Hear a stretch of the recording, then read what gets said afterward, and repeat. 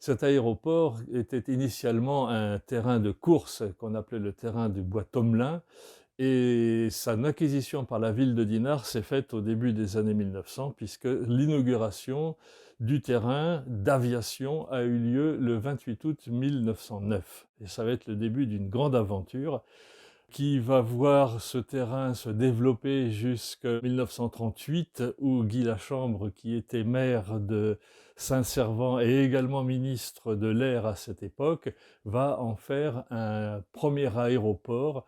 Et en 1938, on va voir la première ligne Paris-Dinard se créer. Cette ligne était relativement faible au niveau fréquentation, puisqu'elle ne fonctionnait que le week-end et uniquement en saison. Mais bon, c'était un début. Mais c'est pas trop là que l'histoire du terrain d'aviation est intéressante. Elle est intéressante à partir de la Seconde Guerre mondiale. Bon, déjà en 1939, l'armée de l'air française fait venir un détachement d'entraînement sur le terrain d'aviation. Les cours théoriques seront donnés à Saint-Servant et les exercices se feront donc sur le terrain d'aviation de Pleurtuis. Mais à partir du 17 juin 1940, les Allemands arrivent dans la région, donc investissent la côte d'Émeraude, Dinard et également Pleurtuis. À Pleurtuis, ils vont trouver ce terrain d'aviation qui est fait de quoi? D'une grande pelouse sur laquelle démarraient et atterrissaient les avions. Et à partir de ce moment-là, vu qu'ils devaient continuer leur guerre avec l'Angleterre, en pensant bien sûr prendre l'Angleterre très rapidement, il a été décidé de créer un grand aéroport sur lequel allaient démarrer les bombardiers allemands qui partaient donc sur l'Angleterre.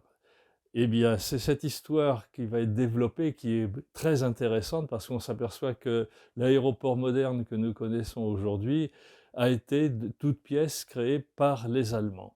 Donc, vous verrez la façon dont ça s'est fait, le chantier, qui a participé au chantier, avec quelques surprises que je vous réserve lors de cette conférence. Et puis après le chantier terminé, arrivent les différentes escadrilles allemandes. Donc qui a occupé le terrain jusqu'en 1943, vous le saurez donc en suivant la conférence. Et après 43-44, les derniers soubresauts de cet aérodrome ou aéroport, que les Allemands appelaient d'ailleurs un Fliegerhorst, qui veut dire une aire d'aviation. Eh bien, 1944, on assistera à la libération de ce terrain d'aviation par les forces américaines et ce sera la porte ouverte à la modernisation de l'aéroport, mais ça, c'est une autre histoire.